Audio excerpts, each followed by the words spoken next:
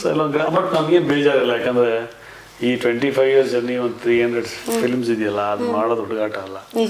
ಅದು ನಂದೇನು ನಾನೇ ತಡ್ಕೊತೀನಿ. ಯಾಕೆಂದರೆ ಫಿಲ್ಮಿ ಬ್ಯಾಕ್ಗ್ರೌಂಡ್ ಇಲ್ಲದೆ, ಏನೂ ಇಲ್ದೇ, ಯಾರು ಸಪೋರ್ಟ್ ಇಲ್ದೇ, ಅಂದರೆ 3-4 ಜನ ಸಪೋರ್ಟ್ ಮಾಡಿದ್ದಾರೆ ಇಂಡಸ್ಟ್ರಿಲಿಲ್ಲ ಅಂತ ತಗೊಳ್ಳೋ ಸುದ್ದಿ ಆಗ್ಬೋದು, ಸುಮಾರು ಜನ ಇದ್ದಾರೆ ನನಗೆ. ಬಟ್ ಅಷ್ಟಲ್ಲೇ ಕೆಲವು ಬೆರಳು ಎಣಿಕೆ ಅಷ್ಟೇ.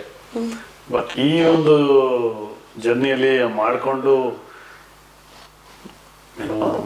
ಬೈಸ್ಕೊಂಡು ಹೊಟ್ಟೆ ಹಸ್ಕೊಂಡು ಇನ್ಸಲ್ಟ್ಗಳನ್ನ ತಡ್ಕೊಂಡು ಎಲ್ಲ ಹೊಟ್ಟೆಗೆ ಹಾಕ್ಕೊಂಡು ಆ ಜರ್ನಿ ಮಾಡಿದೀವಲ್ಲ, ಅದು ಹಿಂದೆ ತೆಗೆದು ನೋಡಿದಾಗ ಕಣ್ಣಲ್ಲಿ ನೀರು ಬರುತ್ತೆ. ಆಮೇಲೆ ನನ್ನ ಬೆನ್ನು ನಾನೇ ತಡ್ಕೊತೀನಿ. ಇಷ್ಟವರೆಗೂ ಬಂದಿದ್ದೀನಿ. ಯಾಕಂದ್ರೆ ನಾನು 20-25 ವರ್ಷದಿಂದ ನನ್ನ ಜೊತೆ ಬಂದವರು 4 ಜನ ಇದ್ದೀವಿ ನಾವು. ಅದ್ರಲ್ಲಿ ಯಾರೂ ಇಲ್ಲ ಇಂಡಸ್ಟ್ರಿಯಲ್ಲಿ. ಸನ್ಮಾನ ಸಿಗೋಕ್ಕೂ ಮುಂಚೆ ಅಪಮಾನ ಅವಮಾನಗಳನ್ನು ಎದುರಿಸ್ಬೇಕಾಗಿರುತ್ತೆ. ಬಟ್ ನಿಮಗೆ ತುಂಬ ನೋವಿನ ಸಂಗತಿ ಅಂದರೆ ಯಾಕೆ ಬಂದೆ ನಾನು ಈ ಸಿನಿ ಫೀಲ್ಡ್ಗೆ ಅಂತ ಅನಿಸಿದ್ದು ಯಾವಾಗ, ಯಾವ ಸನ್ನಿವೇಶ?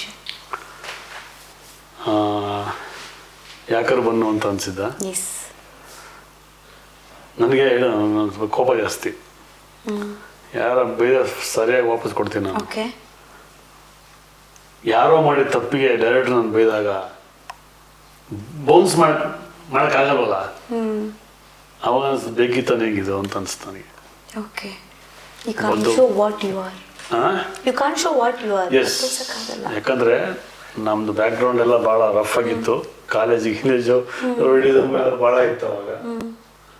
ಪ್ರೊಫೆಷನ್ಗೋಸ್ಕರ ನಾವು ಬಂದಾಗ ಒಂದು ಸಿನಿಮಾ ಮಾಡ್ಬೇಕಾದ್ರೆ ಒಂದು ದೊಡ್ಡ ಡೈರೆಕ್ಟ್ರು, ದೊಡ್ಡ ಹೀರೋಯಿನ್ ತಪ್ಪು ಮಾಡಿದಾಗ ಆ ಡೈರೆಕ್ಟರ್ ನನಗೆ ಬೈತಾ ಇದ್ದ.